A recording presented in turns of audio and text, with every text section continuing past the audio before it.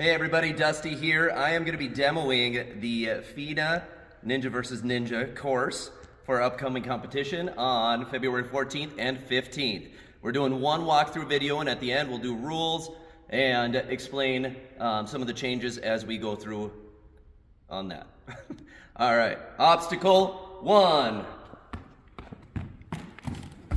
2,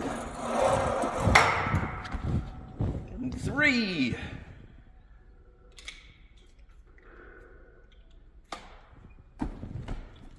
Obstacle 4. Obstacle 5. And 6. Obstacle 7.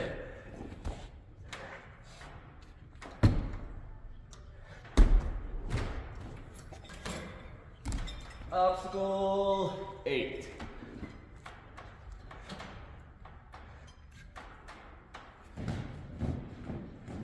And time.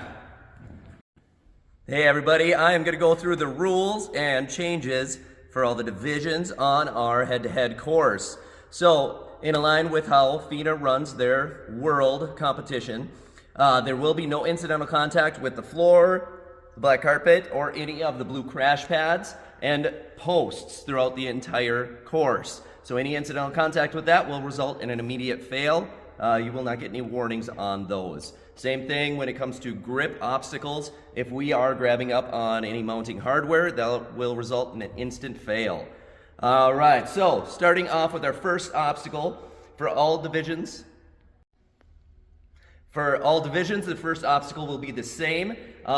When I demoed, I was demoing the 9U course, not the 7U course, so I'll explain the one change that we have in there for 7U when we get to it. So, starting off on the wood platform, you will get your point when you make it to the orange pad, and then that is your point B for obstacle 2. For obstacle 2, you'll be using the ring to slide across to your next orange pad. When we get to 9U, or from 9U to 11U, excuse me. So 11U, this will be swapped out for a cannonball. You'll be using a bigger cannonball grip to slide across. And then when we get to young adults, that will change to a cliffhanger that will be attached to the slider. So those are the changes for that. On to our point B, and then point A for obstacle 3. Come around here. For obstacle 3, as we go up in divisions, all the grips will be raised up higher. We will be changing out the T-hold will be becoming a jack instead. And then that is starting with 11U. And then from 11U to, let's see here, what is my? Young adult, 13U. 13U, thank you. For 13U, then the croupion will be swapped out for a rope chuck. And then again, everything will be raised up. So you'll be going through here, your point B will be on the orange pad. And then I will explain 7U and 9U, well, as you saw was demonstrated. You've got your Angry North Dakotan, you've got your target, and your dismount pad will be right here. And then we'll be cutting across using the ring to get over to the quad steps. For 11U on up, we will be extending this lane. Instead of dismounting here, your dismount will be out here, and you will be going to a bullseye that will be added in, and then dismounting there. As we go up, for young adults, then this Angry North Dakotan will be flipped around, so you will be only using the cliffhanger and the sloper to use that to get to your target. The target and the bullseye will remain the same for all the rest of those divisions.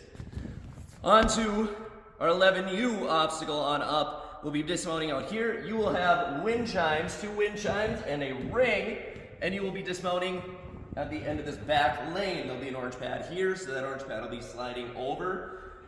And then the point B and point A for 7U, 9U, and then over there for 11U. And then this obstacle, the obstacles themselves will remain the same. We will just be extending them out to make our way to our blue A-frame here. This will be your point B and point A for our next obstacle. So once you're on that, you'll get your point there.